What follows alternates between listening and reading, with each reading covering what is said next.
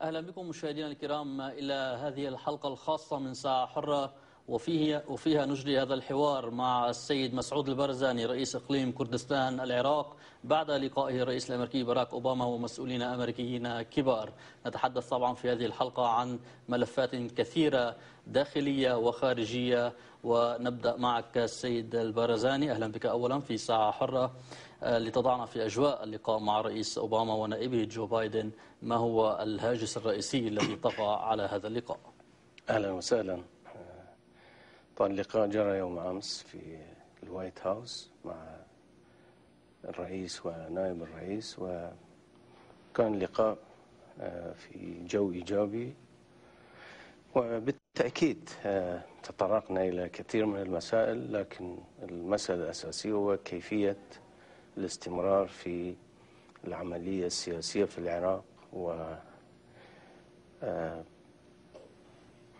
الكرد ومواصلة الدور الكردي في العملية السياسية في العراق.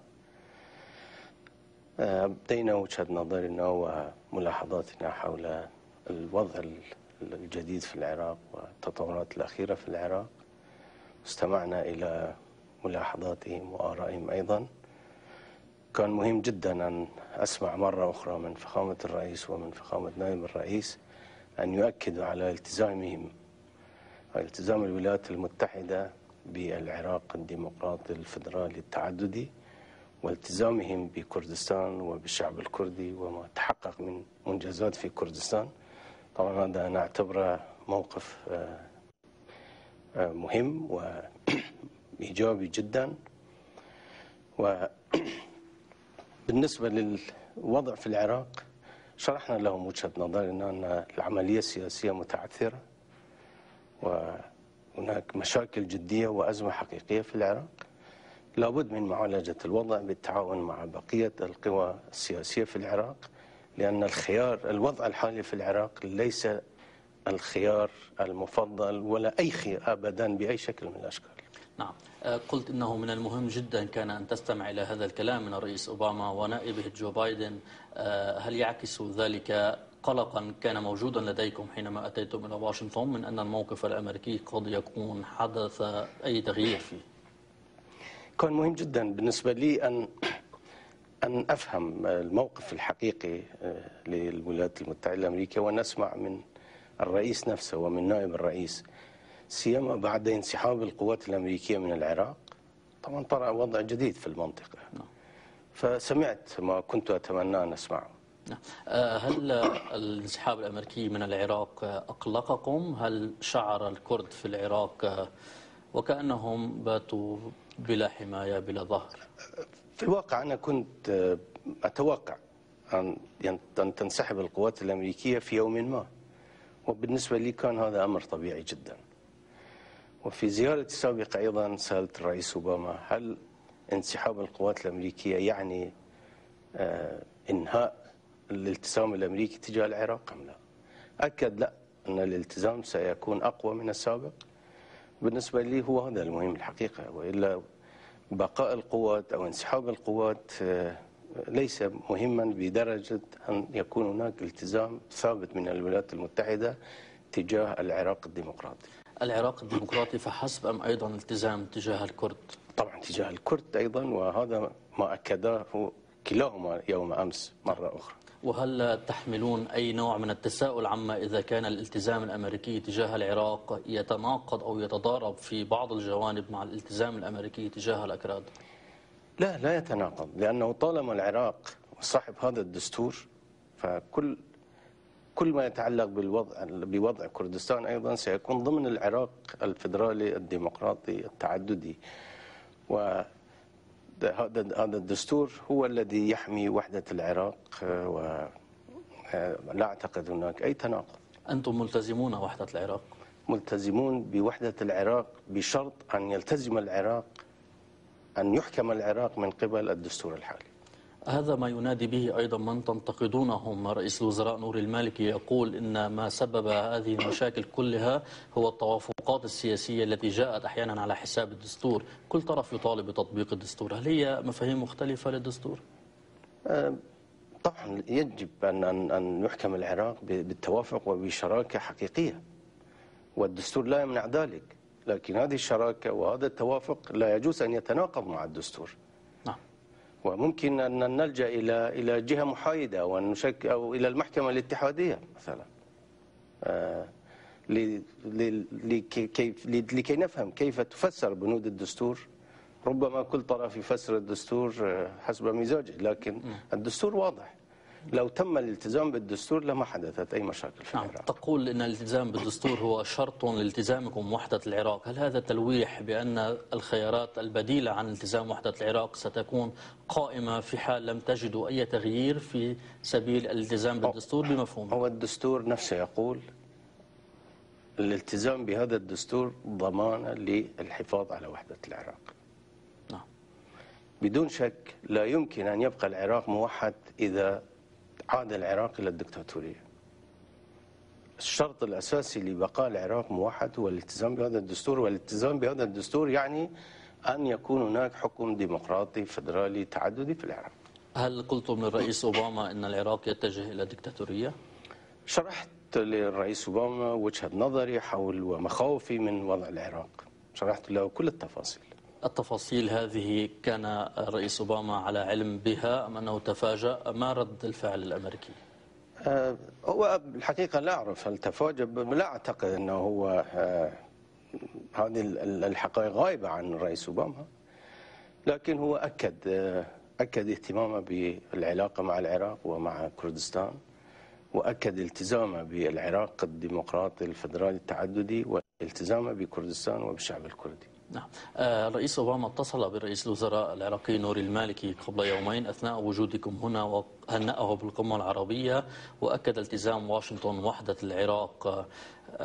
هل شعرتم أن هذا الاتصال يحمل رسالة إليكم أثناء وجودكم هنا؟ اتصال بالمالكي يؤكد وحدة العراق، هل هي إشارة ما؟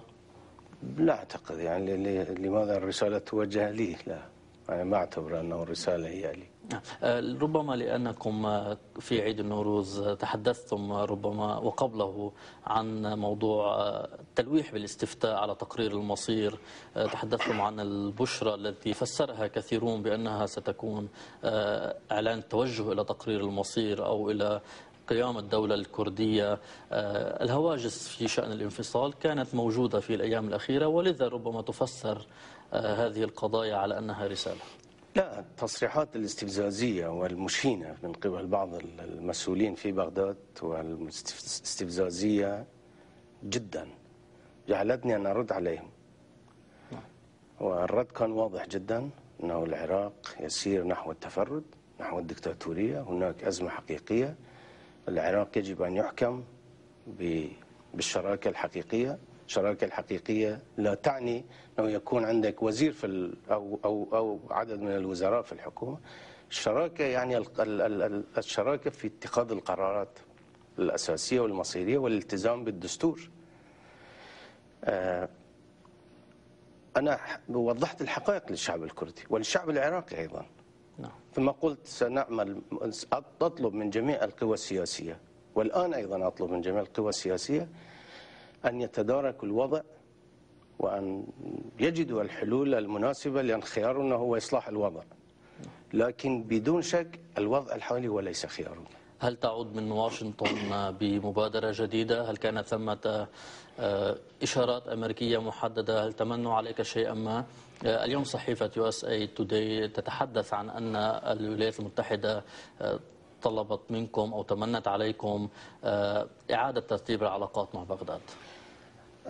طبعا واشنطن أبدت اهتمام الرئيس ونائب الرئيس والمسؤولين الآخرين أن يواصل الكرد دورهم الإيجابي في العملية السياسية وفي الشراكة، ونحن أيضا ليست لدينا نية لرفض الشراكة أو لاتخاذ أي قرار إذا كان هناك مجال لإصلاح الوضع، لكن الانتظار إلى ما لا نهاية، وعود بدون نتائج، عدم الالتزام بالوعود، عدم الالتزام بالاتفاقيات، خرق الدستور، هذا الوضع لا يمكن قبوله إلى ما لا نهاية. من المسؤول عنه؟ المسؤول عنه رئيس الوزراء والمجموعة المحيطة به. لماذا برأيك؟ هل يعني لأنهم أيضا لديهم وجهة نظر أخرى تقول أنهم يريدون شراكة بموجب الدستور، ولكن الأطراف السياسية الأخرى هي من تعرقل هذا المشروع؟ لنجتمع ولنبحث ولنفتح كل الأوراق. من الذي خرق الدستور؟ نعم. ما عندنا أي مانع أن نجلس. ما ندعو إليه هو تنفيذ اتفاقيات أربيل. اتفاقيات أربيل مو فقط تشكيل الحكومة، اتفاقيات أربيل تشكيل الحكومة على أسس، وهذه الشراكة الحقيقية، الالتزام بالدستور، إعادة التوازن إلى كل مؤسسات الدولة، تنفيذ المادة 140، قانون النفط والغاز، موضوع البيشمركة، كل هذه المسائل. نعم. الاتهامات المتبادلة أيضا في موضوع النفط، اتهامات من نائب رئيس الوزراء السيد شهرستاني بتهريب النفط من الإقليم إلى إيران، وجهت باتهامات أيضا بتهريب النفط من بغداد إلى إسرائيل عبر الأردن وما إلى ذلك. هل هذا عامل أيضا محرك أساسي لهذه الأزمات؟ مع الأسف الشديد السيد شهرستاني الحقيقة للأسف الشديد يعني هو لا يبحث عن دستورية العقود أو قانونية العقود. كل ما يتعلق بتطوير كردستان هو يقف ضده، وهذا في تصوري لا يقل عداء عن من قاموا بعمليات الأنفال والقصف الكيميائي، لأنه منع الشعب من التطور ومن التنمية ومن الازدهار يعني عداء سافر. مع ذلك طلبنا من البرلمان الفدرالي وبرلمان كردستان تشكيل لجنة مشتركة مع بعض الخبراء للتحقيق في كل هذه المزاعم. وبالتالي هل التحقيق وحده سيكفي لحل المشاكل أم أن القضية أبعد كثيرا؟ لا، هناك اتهامات، مزاعم، اتهامات، خلي يصير تحقيق في هذه الاتهامات، وإذا ثبت أنه صحيح الإقليم مستعد أن يقبل أي عقاب. أعود إلى موضوع المؤتمر الوطني الذي فشل لكن في الانعقاد. دعني تفضل. كل هذه المبالغ التي صرفت وكل هذه الميزانية الضخمة أكثر من نصف تريليون خلال هالسنوات الماضية، اسألوا السادة الذين يتهمون إقليم كردستان وينتقدون إقليم كردستان كيف الوضع في كردستان، كيف هو وضع الخدمات في كردستان، وكيف هو وضع الخدمات في بقية مناطق العراق. أليس من حق الشعب العراقي أن يسأل أين ذهبت هذه الأموال؟ سنتابع على كل حال بعد هذا الفاصل الأول. نعود إليكم مشاهدينا الكرام بعد قليل لمتابعة هذا اللقاء مع رئيس إقليم كردستان العراق مسعود البرزاني. فابقوا معنا. لا أحد في مأمن من القتل والتعذيب هناك، حتى الأطفال كان لهم نصيب. صور وحقائق منكرة صورها الجلادون أنفسهم وأنكرها قادتهم. No government in the world kill its people unless it's led by crazy person. وثائقي حصري تناقشه حلقة خاصة من عين على الديمقراطية السبت 11 مساء بتوقيت بغداد عبر قناة الحرة. العراق يحتل الصدارة في قضية الألغام. مدير البيئة السابق طلع خارج العراق، أنا دعيت عدة مرات للتحقيق مع هذا المسؤول. كثير من الدول المانحة نطت أموال كثيرة لبعض المنظمات الوهمية. كل الشركات الأجنبية اللي دخلت معظم المناطق ملوثة، ولذلك رفضت أن تعمل إلا بعد إزالة هذه المناطق. حديث النهرين مع فلاح الذهبي غدا الساعة 9 مساء بتوقيت بغداد عبر قناة الحرة. أبواب، جولة فنية في عالم الإبداع والجمال في الحياة الثقافية العراقية. تأملات في فضاءات المعرفة ووقفات عند محطات المبدعين في أجواء من الإثارة والإبهار. أبواب مع هبة باسم السبت 7:10 مساء بتوقيت بغداد عبر قناة الحرة. شو تقدر تسوي؟ تبني اقتصاد حر وما عندك قطاع مصرفي سديد. نحن نرى أنه فعلا لا توجد هنالك شراكة حقيقية في البلد. وزارة التربية ليس لها مشكلة في المحاسبة أبدا. المساءلة الشعبية التي بدأت تظهر لدينا في الشارع والاحتجاجات الأخيرة ليست إلا تطور كبير في ميدان مكافحة الفساد. علي الوردي هو الجرح النرجسي في تاريخ العراق. بالعراقي من الأحد إلى الخميس 9 مساء بتوقيت بغداد.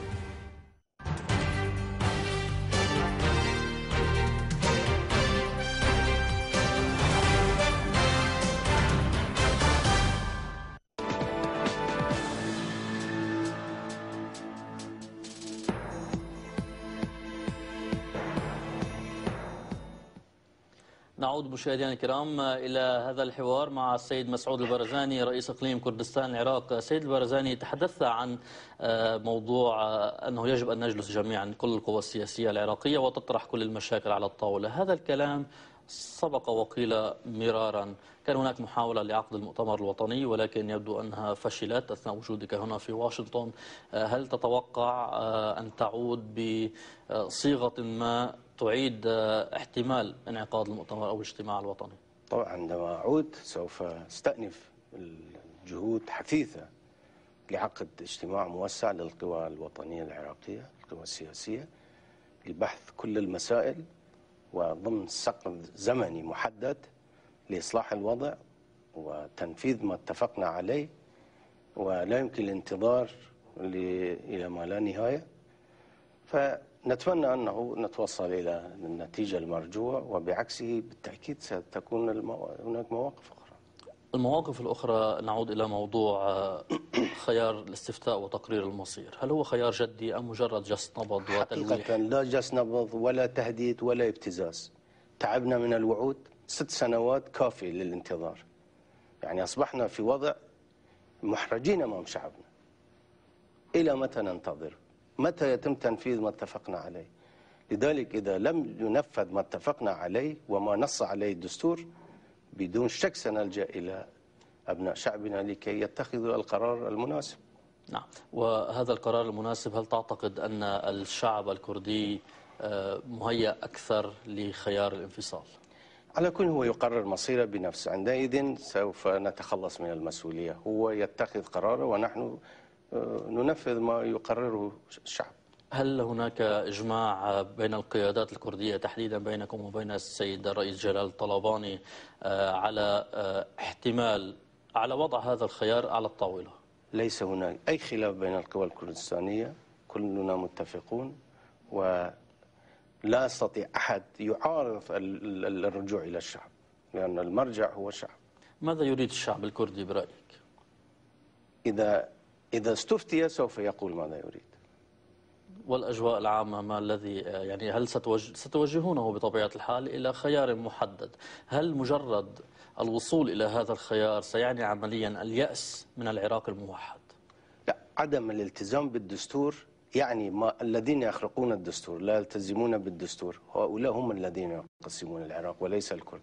الكرد أثبتوا في أحلك الظروف، في أصعب الظروف، أنه مع وحدة العراق. نحن حمينا العراق بعد سقوط نظام البعث سنة 2003. نحن ساهمنا في بناء الجيش العراقي، ساهمنا في بناء مؤسسات الدولة، ثم وكأنه انقلاب ضد الكرد في كل المؤسسات. صحيح في مجموعة من الوزراء هناك، صحيح السيد رئيس الجمهورية وكردي، لكن واضح جدا أيضا في الدستور أين تكمن الصلاحيات. هناك محاربة للشراكة ومحاربة للكرد بصورة خاصة. هل وراء هذه المحاربة تتهمون رئيس الوزراء شخصيا؟ تبدو المشكلة وكأنها مع شخص نوري المالكي. المسألة ليست شخصية، المالكي كان من أقرب الناس إلي، يعني في صداقة، والآن أيضا أعتبره أخ وصديق. أنا ليس لدي أي شيء شخصي مع السيد المالكي. أنا ضد أسلوب الحكم، أنا ضد التفرد بالحكم، أنا ضد تهميش الآخرين، أنا ضد الاستحواذ على كل مؤسسات الدولة من قبل جهة معينة. هل هذا يؤدي يعني إلى ربما طرح خيار إسقاط المالكي؟ كل الخيارات واردة، يعني كل الاحتمالات واردة. هل هو شرط مثلا للمصالحة برأيك؟ الحقيقة هو الخيار الأول هو إصلاح الوضع. ولو تم ذلك مع وجود المالكي لا مشكلة لديكم؟ إذا تم الالتزام بكل ما اتفقنا عليه، وصار هناك ضوابط وتم الاتفاق على نظام داخلي لمجلس الوزراء. السيد المالكي هو رئيس مجلس الوزراء وليس الحاكم المطلق للعراق. إذا قبل أن يكون رئيس مجلس الوزراء والتزم بالنظام الداخلي والتزم بالدستور والتزم بالشراكة، أنا ليس لدي شيء شخصي مع السيد المالكي. هل ترونه الآن حاكما مطلقا للعراق؟ نعم. المالكي الآن هو دكتاتور بالنسبة إليكم؟ أقول الحاكم المطلق هو رئيس الوزراء، القائد العام للقوات المسلحة، والحاكم العسكري العام للعراق. هيك. هل يتناقض ذلك مع الدستور؟ طبعا يتناقض كليا.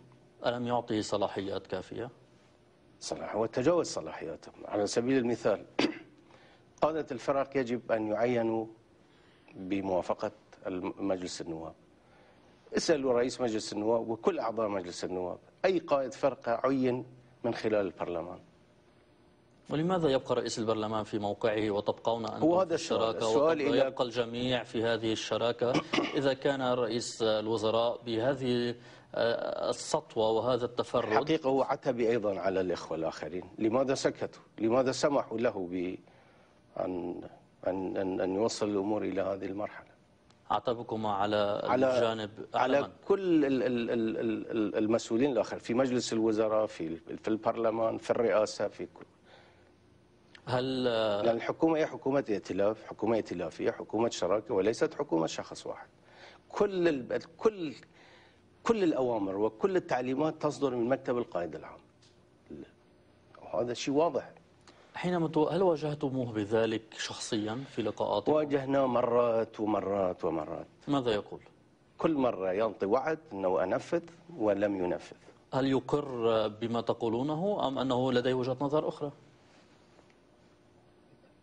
نحن لا نطالب بأكثر مما يعطينا الدستور، ومستعدون لكي نجلس مع كل الإخوان نشوف وين صاير خرق للدستور من قبل الإقليم.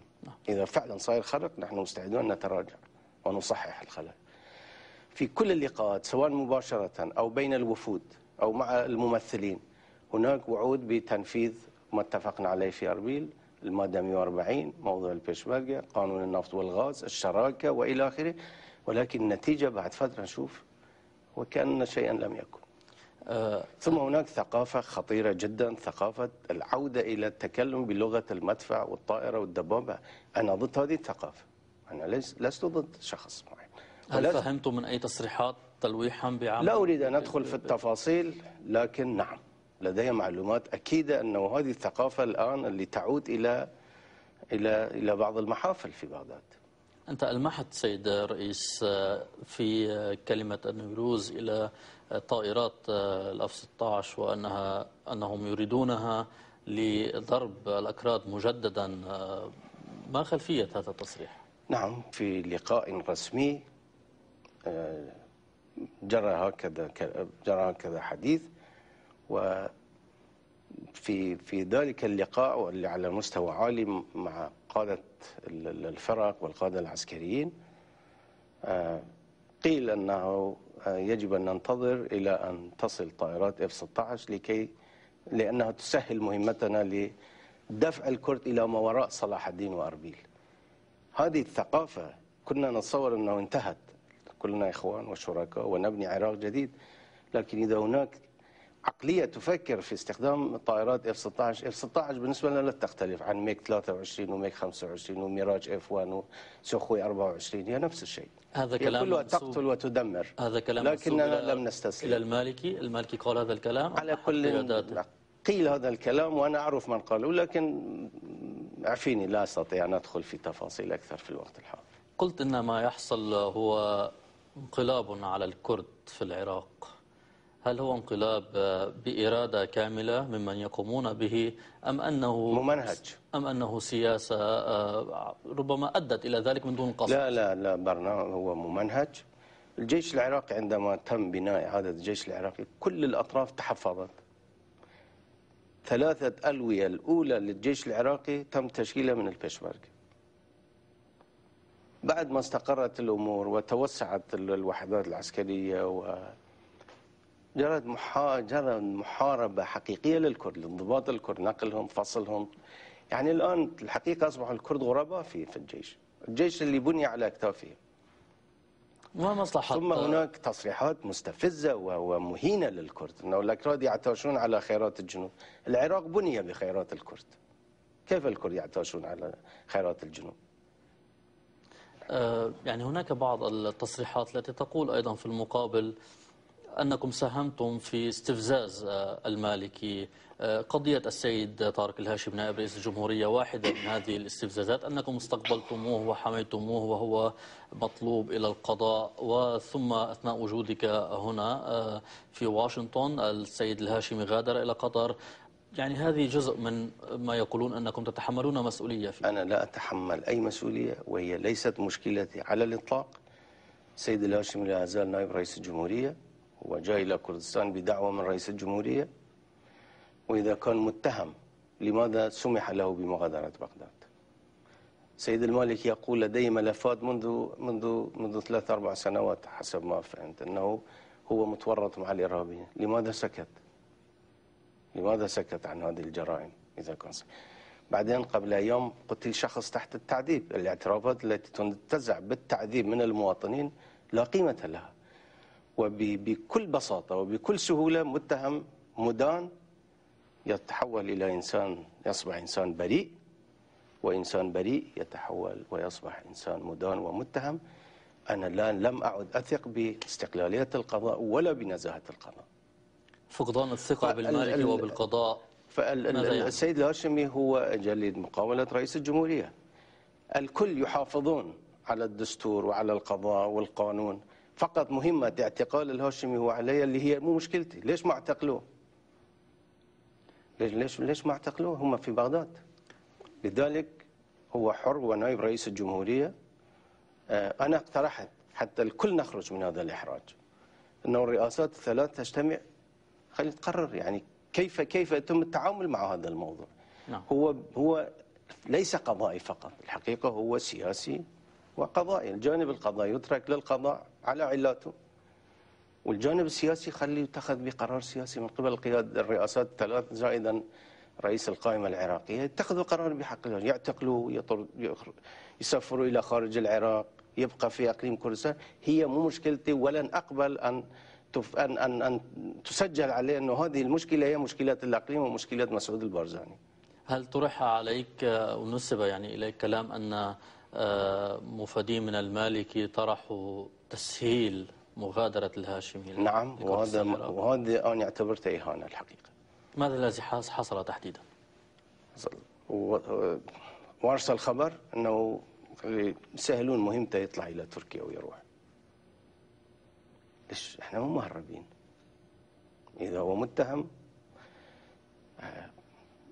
كيف يطلب تسهيل مهمته لكي يهرب إلى تركيا؟ أنا اعتبرته إهانة الحقيقة، وهذا ما استفزتني كثيرا. والآن الصيغة التي يمكن أن تطرح، يعني هل تجد فعلا أن هناك إمكانية لمخرج من هذه الأزمة على المستوى السياسي؟ هل هناك أي صفقة سياسية قد تحفظ وجه المالكي إذا بقي؟ والرئاسات الثلاث زائدا رئيس القائمة العراقية يجتمعون ويقررون. يسلم إلى القضاء، يسلم إلى القضاء، يسفر إلى خارج العراق، يسفر إلى خارج العراق. أي قرار يتخذوه لن تكون عليه أي مسؤولية، وبالإمكان تنفيذ القرار اللي يتخذوه. لكن باعترافات يعني انتزعت تحت التعذيب من ناس، حتى أنا لا أبرئ حماية الهاشمي، ربما بهم متورطين مع الإرهابيين، لكن طريقة التعامل مع القضية من أولها وإلى آخرها الحقيقة خلت يعني أفقدت القضية مصداقيتها حتى وإن كانت صحيحة. هل طلعت أو طلبت الاطلاع على وثائق التي تقول السلطات العراقية أنه تدين الهاشمي؟ نواب من البرلمان، لجنة مشتركة، راحوا للاجتماع مع من اتهموا، لم يسمحوا لهم بالتحدث إلى المتهمين. نعم، وبالتالي تعد ذلك نقطة ضعف في التحقيق. طبعا. نتابع على كل حال بعد هذا الفاصل السيد مسعود البارزاني رئيس إقليم كردستان العراق. نعود إليكم مشاهدينا الكرام بعد قليل لمتابعة هذه الحلقة من ساعة حرة، فابقوا معنا.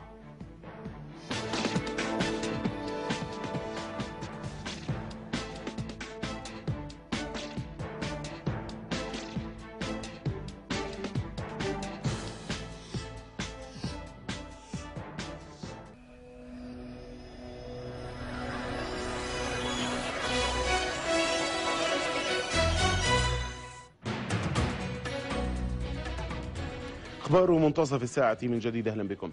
تبنى مجلس الأمن الدولي بيانا يدعو فيه سوريا إلى تطبيق العاجل والواضح لالتزاماتها المتعلقة بمهلة تنتهي في 12 من الشهر الجاري لوقف القتال وسحب جميع المظاهر العسكرية والمسلحة من المراكز والتجمعات السكانية. حذر البيان الحكومة السورية أيضا من مغبة اتخاذ خطوات أخرى ضدها إذا لم تنفذ التعهدات. وشدد المجلس على أهمية التوصل إلى تسوية سياسية وسلمية ترتبط بالتنفيذ الشامل لخطة كوفي أنان. وأكد أيضا على وجود آلية فعالة وذات مصداقية من قبل منظمة الأمم المتحدة للإشراف على تنفيذ المبادرة.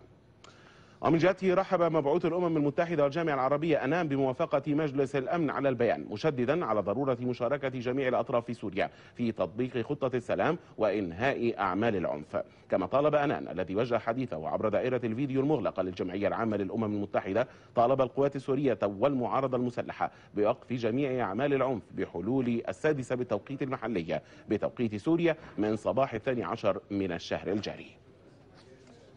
ميدانيا أعلنت لجان التنسيق المحلية في سوريا سقوط 61 قتيلا من بينهم 7 أطفال و3 نساء. من بين القتلى 20 سقطوا في إدلب، 20 سقطوا في حمص، 15 في حماة. من جهته ذكر المرصد السوري لحقوق الإنسان أن شباكات عنيفة تدور رحاها منذ ساعات بين قوات الأمن وعناصر منشقة في محيط بلدتي عندان وحريتان في محافظة حلب.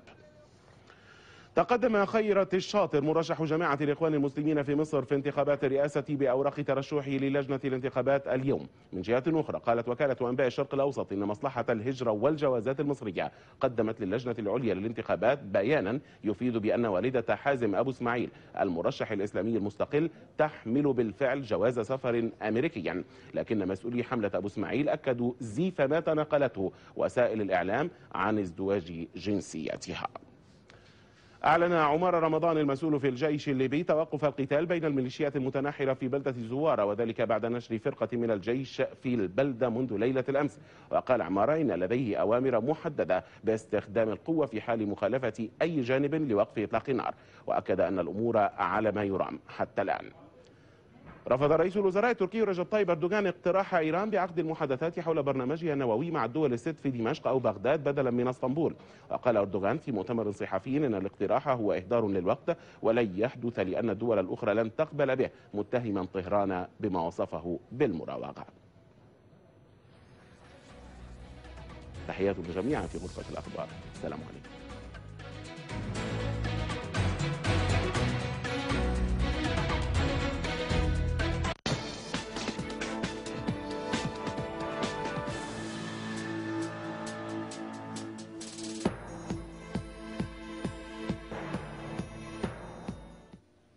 نتابع مشاهدينا الكرام هذا الحوار مع السيد مسعود البرزاني رئيس إقليم كردستان العراق. سيد البرزاني، في الموضوع الداخلي هل ترى هناك إمكانية فعلية للحل؟ أنتم تطرحون الآن صيغة للتحاور ولحل المشكلات سريعة مع مدة زمنية وما إلى ذلك، لكن أنت في قناعة نفسك إذا كنت مقتنعا أن ثمة انقلابا على الكرد، إذا كنت مقتنعا أن قضية الهاشمي فيها تلفيق ما، هل تثق بإمكانية الحل أم أنك قد تطرح خيارات مع شيعة آخرين؟ أولا نحن أغلى ما يمتلكه الإنسان هو الحياة والدم. احنا قدمنا دماء وتضحيات من أجل عراق ديمقراطي. نحن شركاء في الحكم. نحن لسنا ضيوف في بغداد ولن نترك بغداد للآخرين. هذا لا يعني أنه الآخرين الحكومة لهم ونحن ننسحب من الحكومة. يجب أن نصلح الوضع في بغداد. سنبحث الأمور مع كل القوى بكل شفافية وبكل صراحة وبكل حرص، يعني من منطلق الحرص والحرص على مصلحة البلد. إذا شفنا استجابة وتعاون من الكل لحل لإصلاح الوضع فهو هذا الخيار المفضل. لكن إذا قبل الآخرين بالوضع الحالي، بالنسبة لنا الوضع الحالي ليس خيار على الإطلاق.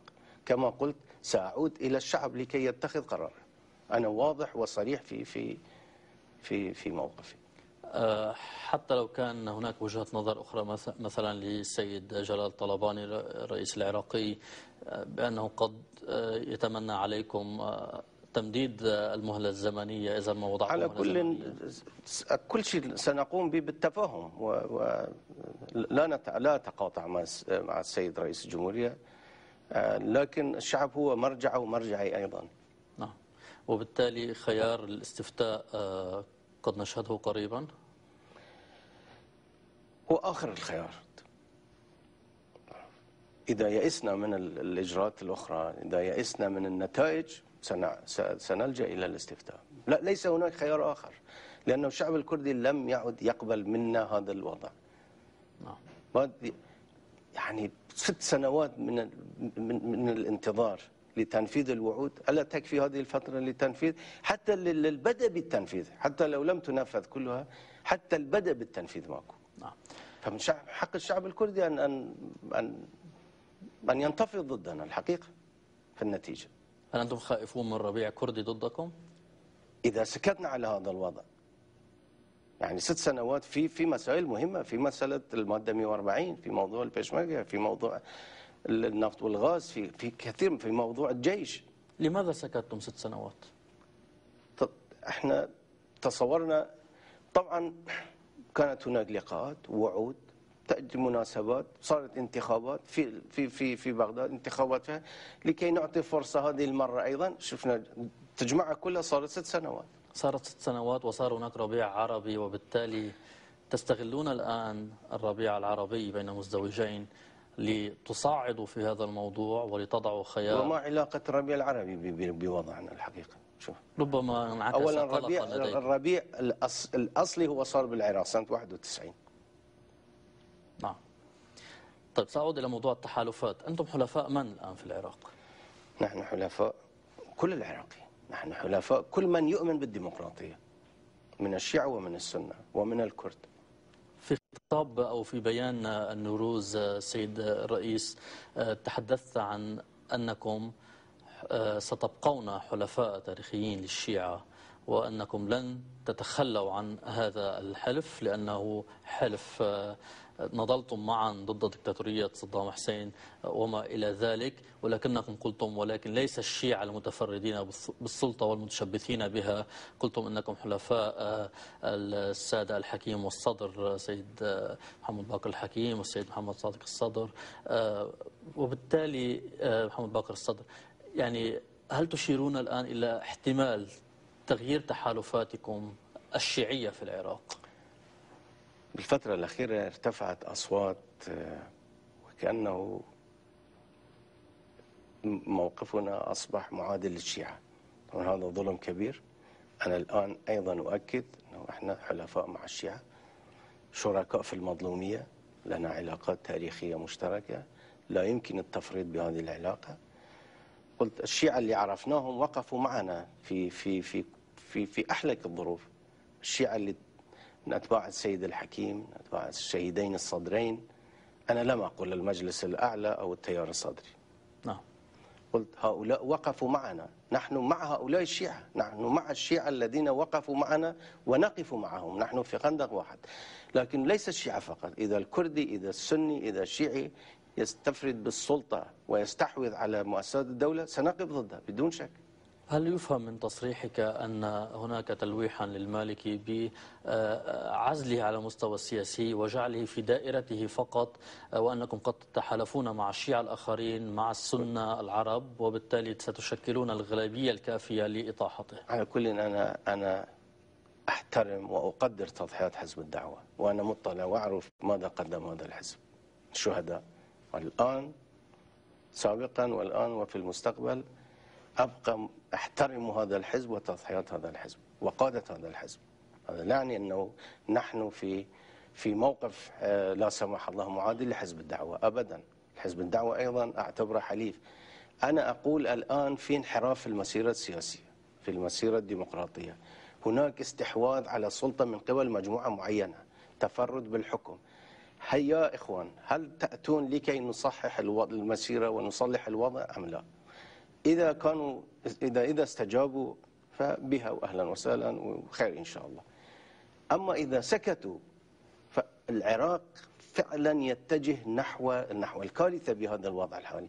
الوضع الحالي أقولها مرة أخرى أيضا ليس خيارنا ولن نقبل أن يكون هذا الخيار. يقول المالكي وفريقه إن هذه السياسة التي يعتمدها تستند إلى دعم شعبي شيعي تحديدا. ليقول ما يشاء، لكن رئيس وزراء، قائد عام القوات المسلحة، وزير الدفاع، وزير الداخلية، رئيس المخابرات، وأخيرا يطلب من البنك المركزي، من رئيس البنك المركزي أن يرتبط به أيضا شخص يستحوذ على كل هذه المؤسسات. إذا يحظى بدعم كل العالم بالنسبة لنا هو مرفوض. وبالتالي هل مرة أخرى أعود إلى هذه النقطة، هل ستعملون في حال لم تجدوا أذانا صاغية أو في حال لم يتغير الوضع إلى الوضع تنحي المالكي أو تبديله من قبل التحالف الوطني شرطا أساسيا للبقاء في العملية السياسية العراقية، وإلا ستلجؤون إلى خيار استفتاء شعبي؟ سنتشاور مع القوى الأخرى، سندرس الموضوع بمسؤولية عالية، سنضع كل الأوراق على المنضدة، سنبحث كل الخيارات، ونحاول أن نختار الحل الأفضل لكل العراق وللحفاظ على وحدة العراق وما يضمن تنفيذ هذا الدستور والالتزام به. لكن إذا هذه الجهود لم تنجح، نعم سوف أعود إلى الاستفتاء في كردستان. هل ارتكبتم أخطاء؟ هل تقرون بأخطاء تجاه بغداد أم لا؟ أنا لا أنكر، ربما هناك أخطاء من جانبنا أيضا، لكننا مستعدون أن نجلس ونبحث كل هذه المسائل. حيثما وجدنا أن هناك خطأ من الأقليم مستعدون أن نصححه ونعتذر أيضا للشعب العراقي. نعم، وأنا أعتذر سلفا عن هذا السؤال، ولكن هل في بعض سياساتكم تجاه بغداد نوع من الابتزاز السياسي؟ أبدا. أو المادي؟ أبدا أبدا، أأكد لك، لا ابتزاز ولا، بالعكس نحن أبدينا أقصى درجات المرونة مع بغداد. هل تعتقد سيد رئيس إقليم كردستان مسعود البرزاني أن الأجواء جاهزة حاليا لإعلان دولة كردية؟ في الحقيقة أنا لا أفكر بهذا العمق. أنا أريد أن يفهم الشعب الكردي أنه بذلنا كل ما باستطاعتنا من جهود ومن إمكانيات من أجل تأمين مستقبل زاهر له وللعراق كل، وأبدينا أقصى درجات المرورة وتحملنا ما تحملناه. وصلنا إلى هذه المرحلة، أن تقرروا ما تقبلون بهذا الوضع أهلا وسهلا. ذاك الوقت سوف لن تكون علي أي مسؤولية، لا سياسية ولا أخلاقية ولا وجدانية ولا أدبية. هو يقرر مصيره. تريد حل آخر أهلا وسهلا. نعم، ولكن على المستوى يعني التاريخ النضالي للأكراد، تعتقد أنهم يستحقون الآن أن يكونوا في دولة مستقلة؟ ليس فقط أكراد العراق، أيضا الآن بعد يعني ما يحصل في سوريا، هناك أكراد سوريا، هناك من يعول عليكم مثلا للانتقال بالقضية الكردية إلى مرحلة متقدمة. لماذا لا تستغلون هذه الفرصة الآن؟ أنا قلتها بصراحة وأقولها الآن أيضا، نحن أمة تم تقسيم هذه الأمة بالضبط من إرادة هذه الأمة.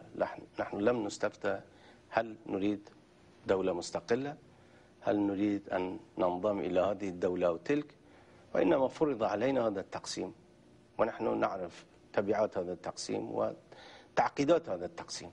لكن هو حق طبيعي وحق قانوني وحق إلهي منح لهذه الأمة.